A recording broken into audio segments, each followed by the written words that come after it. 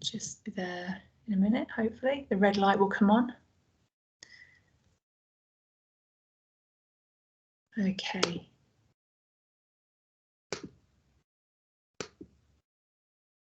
So thank you for joining us this evening. This evening we're going to reflect on how we utilise the online learning platform to promote wellbeing for all. So my name is Jo Stone and I'm the lead professional for EdTech and an EdTech demonstrator as well for the DFE Demonstrator programme. Now today we're joined by Estelle Ewing, who is the assistant head teacher at Mowmacre Hill Primary School, and Estelle is has supported teachers and pupils in the school to embed wellbeing features into the online classroom and obviously in the face-to-face classroom as well. So this afternoon Estelle is going to talk about how to use this within Teams. So please feel free to ask any questions, add them to the chat bar if you wish to. But before I let Estelle start to present, I'm just going to ask her a question. And that question is, how have you seen the use of platforms and apps help to support wellbeing in school? And that can be either staff or pupils. Estelle.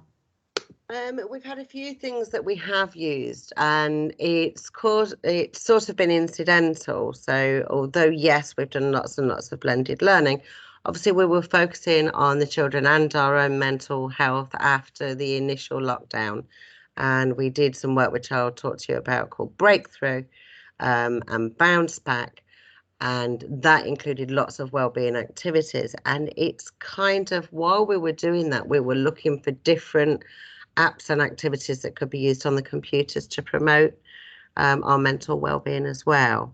So there seems to be a lot more out there that we can utilise for children and for ourselves at the moment.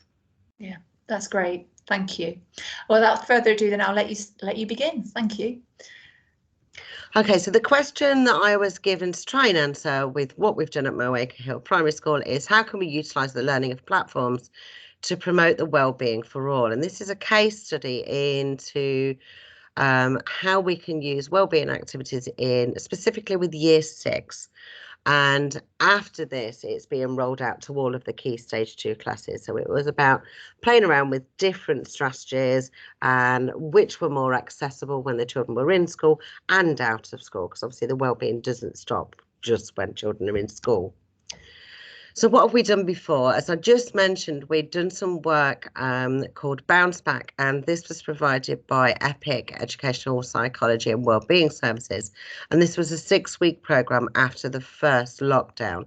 And that gave us lots and lots of strategies to try with the children that the children could use to communicate the different emotions they were feeling due to lockdown, but also gave them some tools to get them back on track if they were feeling anxious or angry or any types of emotions, just so that they could recognise it, label it, note it and move on. We'd also, during the lockdown, the different lockdowns, we had lots of videos made for us by our PE team. So you'll see here we've got a reaction challenge by Mr. Clark and a tuck challenge. So we had the physical ones, but Mr. Bulger also provided lots of yoga challenges and meditation challenges. And these were live streamed to the children every Friday afternoon. But the recordings are left on Teams so that the children can still use them now. New to this year, we've had our PSHE coordinator, Lucy Burbage. She has led training for all staff on zones of regulation. And zones of regulation is a curriculum that's designed for children to be able to acknowledge how they are feeling, which emotion they're feeling, to be able to acknowledge it and then use strategies to bring them out of it or to stay with the emotion. And it was trying to tie all of these together within the classroom and the blended learning approach. So to start with, I asked the children in Year 6, well, how do you relax? We've done lots of work on how to relax and how to acknowledge our well-being and how to communicate with each other. What are your preferred ways? So it was a very open Mentimeter, and the children came back with these ideas. And obviously you realise that the larger the words, the more popular that the answer was for the children. So a lot of the things that came out, breathing was central. So the children really enjoyed the breathing exercises and they helped them to relax. But we've also got in there colouring, which I'd not thought of, even though there are lots of mindful colouring activities around. Stretching, yoga, walking, reading, counting, talking, running, lots of physical things there. But those three most popular ones there are stretching, breathing and colouring. So using this as a foundation, I had to think to myself, right, I need to create an area for PSHE and for reflection. And would I do this by creating a channel in the Teams area that I can replicate in the other year groups? Or would I do it by creating an area in the class notebook? And I was thinking about this and then I thought, well, actually, I need to know what the children prefer. So I asked to borrow the children for a few live lessons, and I'd set up a channel and I'd also set up a class notebook, and then I wanted them to play with the different activities and apps and then be able to feedback which they'd prefer me to go forward with. So they were kind of my control group before I roll this out for the rest of the school. Now, after they'd had a play, they completed a very quick form, and you can see that most of the children preferred having an area in their class notebook and the pages distributed to them. So if I move on to show you what was in the class notebook, and then I can show you different things that they did and how they responded. So within the class notebook, we made an area called the PSHE Zones of Regulation. And in there, we've got lots and lots of different activities, starting off with the Zones of Regulation. So in the Zones of Regulation pages, we've got how big is the problem? This has proved to be a really, really simple but effective activity for the children to use when they're feeling overwhelmed or when there has been an issue, just asking themselves, well, how big is this? If I rate this as, if it was a number 5, it's an emergency, I need to call the police. And number 1, it's a glitch, I'll get over it, it just feels awkward at the moment. And we did lots of work in our PSHE lessons on rating our problems. So they've got that as a tool within the notebook for themselves. Then they had a page for each of the different zones of regulation and how they'd feel within those zones and what they could do, different activities. Then one area of the notebook has got different activities for them to try, which the children were able to use their earphones in class, but some children have used these at home. So I won't show you all of this, but this is one called Monkey Breath and Stretch. And what I did is I got this, it was a free video that was on YouTube, but obviously I didn't want all of the adverts there. So I recorded the element that I wanted to put onto the children's area. So I'll just show you a little part of it.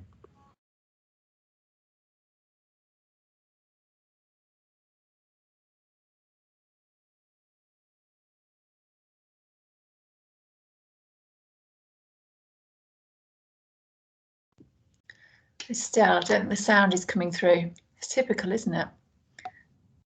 The sound's not coming through. Oh, sorry. Shall I come out and start again on that one? Right, that would be great. Thank you. Yeah.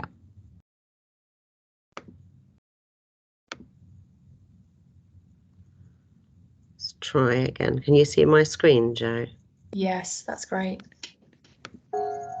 Perfect. It's working. Brilliant.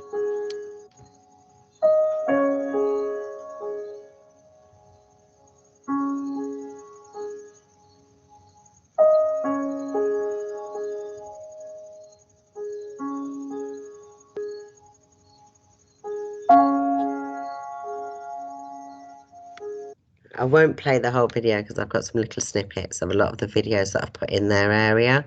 The children really enjoyed this one. I was a little bit worried that the year 6s would think they're a little bit too cool for one with a monkey who's stretching and doing the breathing. But there's a short video that I took of the children all playing with the different activities, and you'll see they were really relaxed and willing to just give it a go. So this was one of the activities. The next one was the pufferfish breathing. And again, this is a visual, it's a visualization for the children to be able to breathe. And you can see we've got the pufferfish here, and down the side it tells you when to breathe in and breathe out. This one proved really popular with the children.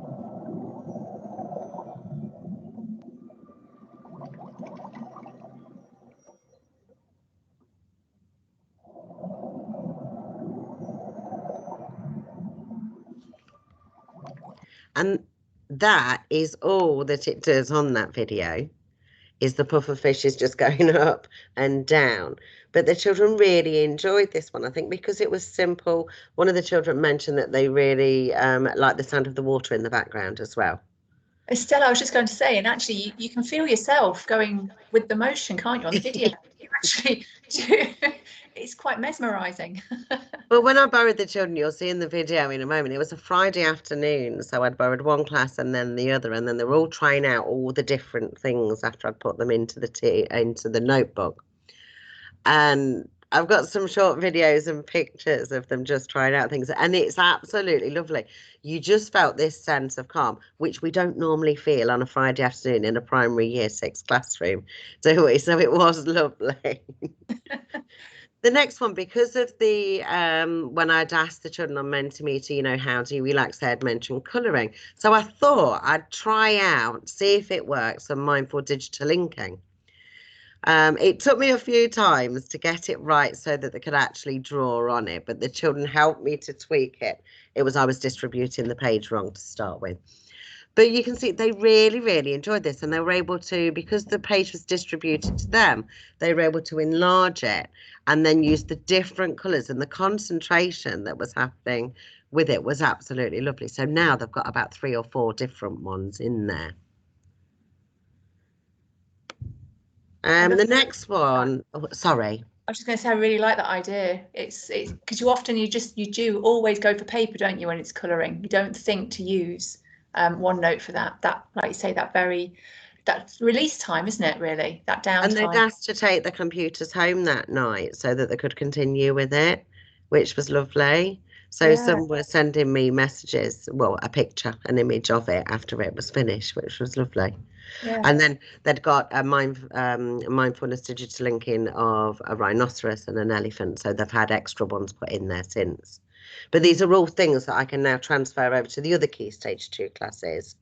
And then I can adapt and put these areas into Key Stage 1 Teams classes as well. Yeah, so we've got a bank of resources to move around. Yeah. Yeah, definitely. And then the other thing that I just tried out, I didn't know if it would work, but I know in the past when I've had older children, what they find really relaxing if they're feeling really with the sensory overload, if there's too much going on and they're trying to think, and they always used to fall back on those Where's Wally books where you had to spot things. So I thought, you know what, I'll try it, see if they like it. And I called it Occupy Your Mind, and found different images where they have to closely look for something that is different. So on the first one with all of those cats, you've got to find a panda. Then in the cows, you've got to find a dog. And they really enjoyed that. They were a lot better at it than I was. But just having that in the Occupy Your Mind page within the notebook, and I've been adding one since, they keep saying, yeah, I've found the dog, things like that. But again, just something so that they can focus on one thing rather than everything that is going on around them. And it's just really nice to zone out, isn't it? Absolutely, yeah. The next one, this was just circle breathing, and this is one that we did use in Bounce Back. Really, really simple. The visualization is really simple. This is from Calm. So I'll just show it you very, very quickly. Again, it's the breathing.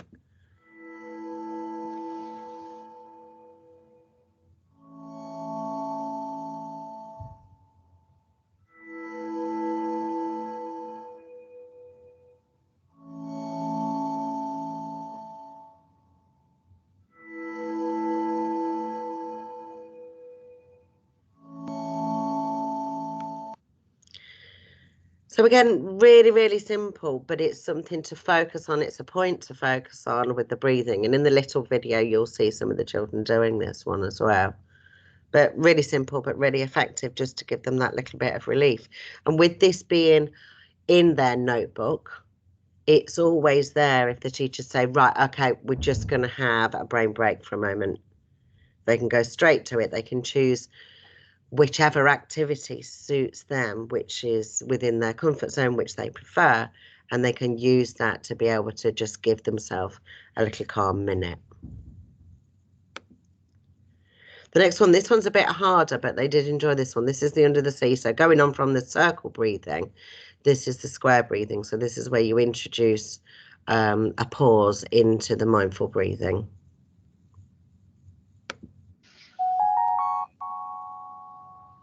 With your back straight and body relaxed, Obviously, it's let very your arms American. hang by your side if you're standing, or if you're sitting, rest your hands on your knees. Now we're going to silently count to 4 as we breathe.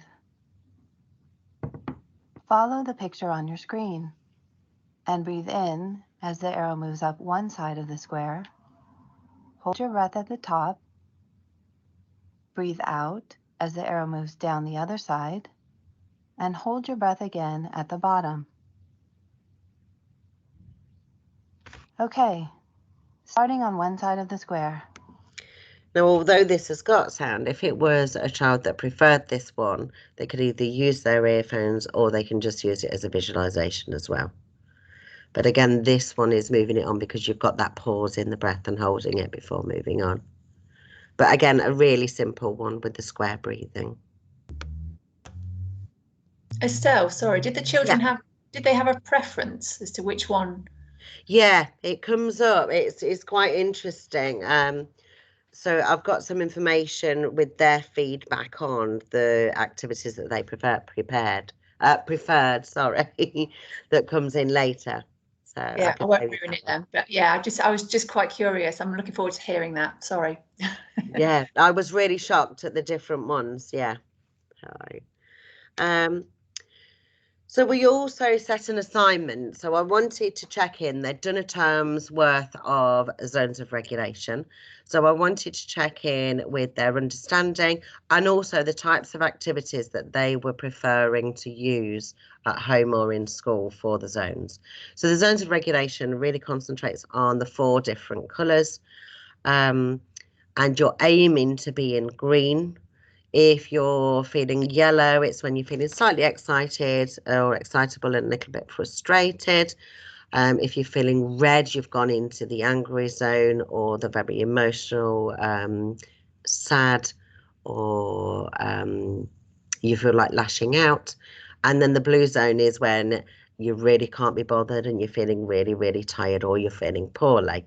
So I needed to gather the information on, did they really understand the zones of regulation? Because they've all got these check-in cards, just the 4 colours on their desk.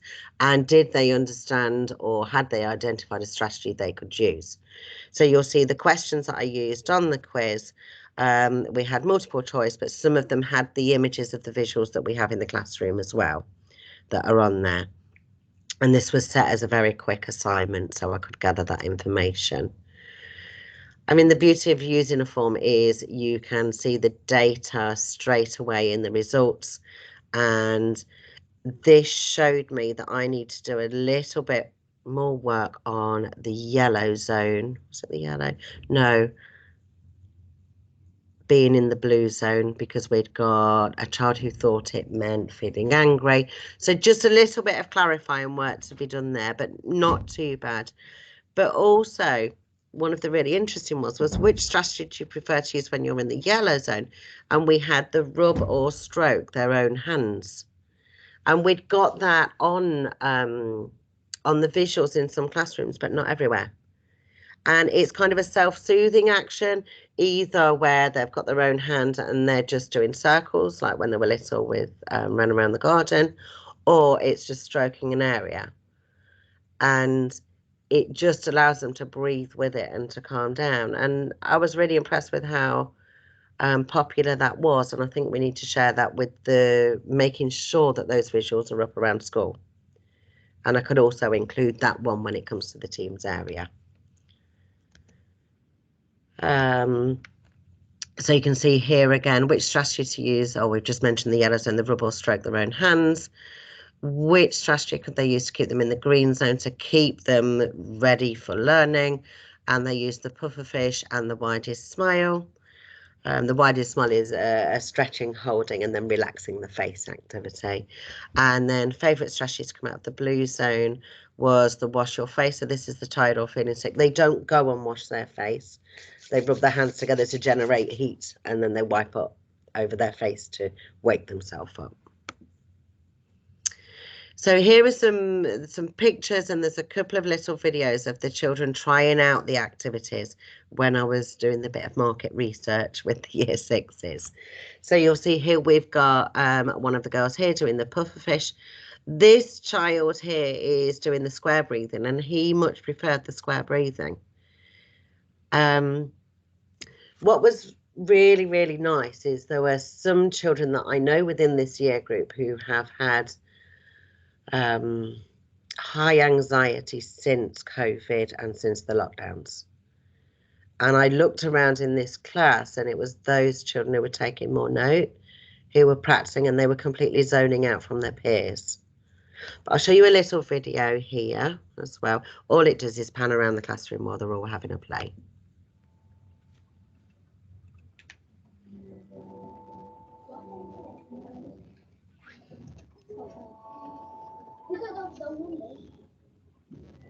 So you can see on these two children, one's using circle breathing and one's doing the mindful colouring.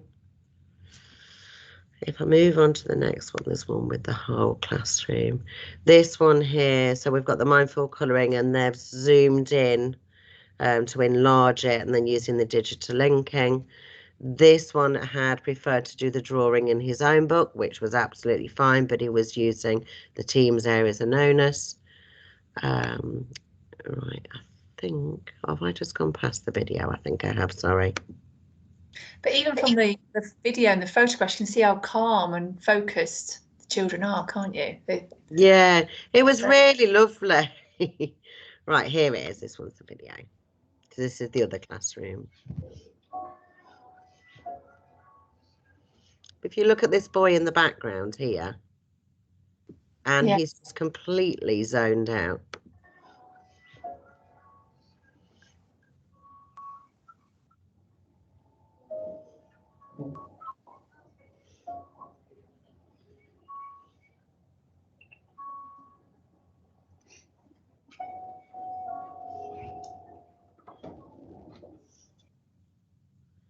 And you don't tend to see that in a classroom on a Friday afternoon.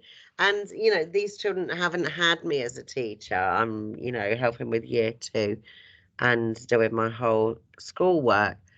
So for them to be able to trust me enough to try out and really go for these activities, I thought, you know, this is going to be a really good tool for the other children in other classes on other team, you know, for the other class teams as well. I think we've got some other photos on the next one. So we've got one here who's doing the Occupy Your Mind, the spotting one, again, the square breathing here and the digital linking. What was interesting, these are the comments that the children came up with afterwards. So they'd posted this in the team. What I really loved is we've got children mentioning that they would use them at home as well. So we've got one of the children here. I like the pufferfish breathing because the noise of the bubbles, and I'll use it at home.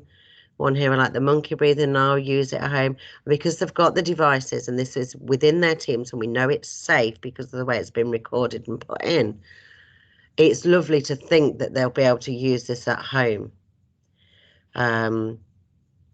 Just to give them that break from, you know, they've got lots of responsibilities. There's lots going on. They're all very worried at the moment about COVID again. But to have those tools for them to use whenever they want is just absolutely lovely. Forgot another one. This one was nice. So Trevor here had put the circle breathing was best for me because I like how space has no sounds and it links well with peaceful things. They're really different on the characters. There's some on the next page as well. So face part, I like the monkey breathing because it's very relaxing. It also gives you the chance to stretch as well. And I would probably use it at home to relax before I go to sleep. I don't know whether she'll be using a tablet before she goes to sleep, but it would be nice as part of the routine. Yusuf put the circle breathing more than anything else, and he'd use it at school rather than at home. The other thing is because you've got it within the notebook that you can use it at school once the teacher has directed you to have a break. Or, you know, we're using these. This is Abdi had put in his zone check to show me where he was. So he'd screenshot it and show me that he was feeling green, that he'd enjoyed it. You know, the children are getting used to communicating with us which zone they're in at the moment. If we can see if they're going into that yellow or the red zone, we can direct them to this area, and they've got that whole repertoire of tools that they can use to bring themselves back, that self-regulation, which is lovely. Which one? One of the girls there had put, I definitely love the circle breathing. I would definitely be using it at home when I'm stressed and bored. I also love the colouring because it's very detailed and calming, and I had so much fun in doing this lesson. But really nice feedback there for such a simple thing to have in the teams, isn't it? I was just thinking the same. It is. It's so simple but really effective, isn't it? That you can really see the children engaging with it, and the comments are just lovely. They and very honest, aren't they? Just. And I'll be able to add different bits in. So the next step that I need to take is I need to roll it out to year 4 and 5 and then year 3. But I can do that during an assembly because I can call on the year 6s to give feedback during an assembly as well. And then they'll know why it's been set up and how they can use it. Yeah, I was going to say they can be the role models, as you say. To help. Brilliant. Now Reflect, I've not used Reflect, but one of the teachers of year 6, Miss Smallwood, she has, and I know you're going to talk about Reflect, aren't you, Jo? Yes, just a tiny bit, just to show people just a little bit of how it sits in Teams and how you can look at the overview of it as well. And I think that's the end of mine. So that leads into yours, doesn't it, about Reflect? If I stop sharing. Yes, that's great. So I'll just lead on a little bit from that, because it is quite powerful, as you say, the Reflect. But I think it takes a bit of, I think how you've sort of practiced there and done the case study is a really good way in, isn't it? Just to try these things out. How are they working? How do the children react to them? It's because sometimes we assume that because they're on these platforms that they've been tried and tested and they should just work, but that's not always the case, isn't it? And children always respond differently to, as you found out as well, differently to I think as well, it really showed the confidence in the notebooks, because I really thought that they would prefer it in a channel. Yes. So it'd be linear, so that they could just go down from it, but they preferred it in their own personal notebook. Yeah, so that says more about the children, because the children's confidence in using the notebooks, because they use them all the time, is higher than my confidence, isn't it? Yes. So yeah. I thought that was really interesting. I mean, and after a few glitches, I can get everything into there, so that's good because the children helped me. So. Yeah, absolutely. So I was just going to show you really how when you add a Reflect into Teams, what it looks like. And it's very easy to find. What's nice about it is it's very easy to set up. So if you go to the new conversation, you can just see at the bottom here that my Reflect is that little heart with the circle shape around it. If you can't see that at the bottom of your conversation, and if you go to the ... at the end, you can just go into Find an App and just type in Reflect. Spell it properly. There, it will then allow you to add that symbol to the bottom of your conversation area there. So if I just press that now, you can see it simply comes up, and it has some questions in there already that you can use with the children, just so they can check in, and it is that check-in for the day of how they're feeling. So there's a whole range. It can be personal and social, learning, or goals and intentions there. So it gives you some nice options. So it might be, I put the one about friendships in and how they're feeling. And then there's the privacy area as well. So the check that you can put in. So here it says educators see student names and reflections, classmates see reflections but not names. But you've also got the option to make it very private so that classmates won't see anything. So you can really, choose the best option for your setting, as it were. So I'll choose that one for now. And then the duration of how long you want it to last for. So it might be up for 3 days, up to 2 hours. So if the children have just come in literally and you want a quick feedback, it could be 5 minutes even. So you've got a whole range there. I'll just go for 8 hours for now though. And then it's as simple as that, and then you click send, and that will then go out to the children as a message in the postings area there. But what I've done is I have just opened up a child's view of this so that you can see what they do, what it looks like on their side of things. If my computer is going to let me go to the right page here. Here we go. So you should see here, this is what the child will see when they see it in their Teams area. And if they go to the explore here, so they're going to respond to the reflect, and hopefully, well, let me show you what happens. And he's clicked on there to see what the emotions look like, but it links to feelings monsters now. So it might be that they want to put in, rather than just having a smiley face or a sad face, you've actually got the word that really describes how the child is feeling, and it's linked with a character. So, you know, today I feel might be ambitious. So we can click on that, and the child can submit that, and it thanks them for sharing, and it click close. But then that information has gone to the teacher then, and then they can see that in their team. And as you could see there, it doesn't allow anyone else in the class to see it. So we're back in the class team here. And if I want to see what that looks like, that information, I can just go in and explore that. So if I just click on this one, hopefully this will give me some information about some responses. Not that one, let's try another one. Bear with me a minute. We'll go to this one here and explore that one. And hopefully we've got a response in this one. Yes, we have. There we go. So we've got the response that I've just shown you from Oscar there. And if I delve in a bit deeper there, I can see how he's feeling. It tells me what's going on. But then I can also have a conversation with Oscar there. If the conversation in the chat bar is actually open in your school teams, often they're shut down because the private chats are something you have to work with the children so that they understand how to use them sensibly. So often they're closed, but it does give you that option to have a conversation if it's open in school, and I can then click done.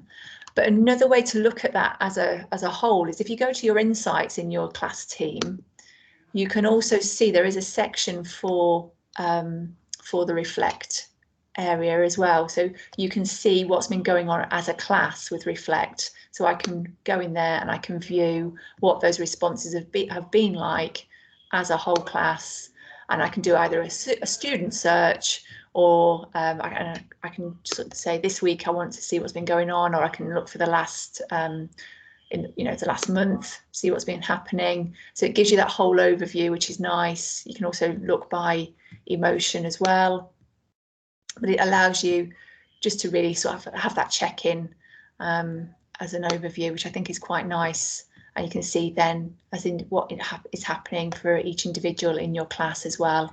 So the words or the emotion distribution is there as well, so you can look at it in different ways.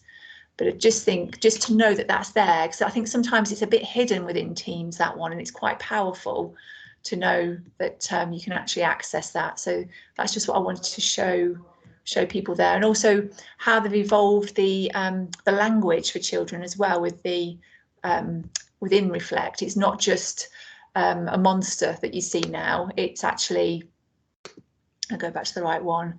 You know, so it's not just either a smiley face or a sad face or an angry face. You can obviously express yourself even more and go for the right word that, you know, and say how you're feeling with that. So that is Reflect, and hopefully that helps you to see how you can use that at school. Do you think that would be helpful with the case study that you're doing, Estelle? Is that something? Yeah, I think what we're going to do is have a look at it and look at the colours and see if we can match them to the zones, because most of the colours are similar, which would make it really, really handy. But I think it's good that it's actually giving it's naming the emotions further. Yeah. So it's exploring it further. So it's giving them that vocabulary to express themselves, isn't it? That's I it. really Got like that language. Yes, yeah. And also really useful for the person that obviously is trying to support them as well. They have more of an understanding. They're not just sad. They're not just angry. It's because it's such a wide area, isn't there? Yeah, definitely. Emotions. Yeah. So yeah, so that is reflect. The case study is really interesting. I really like the way that you've trialed it though first, you know, and yeah. I think I needed to be outside. I've just gone along one way, I think, because sometimes, you know, we need to ask the children's opinion, don't we, to try and design it better for them. Absolutely. So, yeah. I was really pleased with their input, so it was good. Yeah. And you know, when you were so which one out of those, you know, the Calm app or the Monkey, was it the pufferfish that they preferred, or Yeah, it was the pufferfish. Yeah. You had, I didn't think the circle breathing would be popular either, because it was so basic. Yeah. But it was quite interesting to see the characters that chose that were very much the cooler characters. So maybe they didn't want to be seen using a pufferfish. I don't know, but they went more for the Zen-like circle breathing, the 3 cooler characters.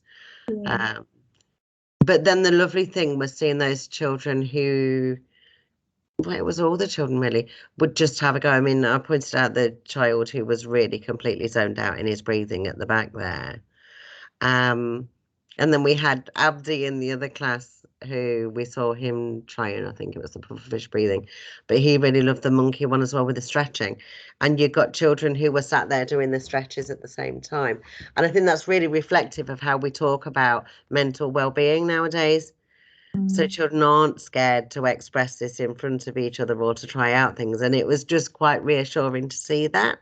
Yes. Yeah, absolutely.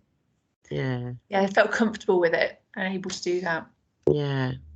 So really, I suppose the last question I was going to ask you, but actually, I suppose in a way you've answered it by doing the case study. I was just going to say, if people are beginning this journey, what would you recommend out of that sort of case study, the things you looked at? Where would you start with it?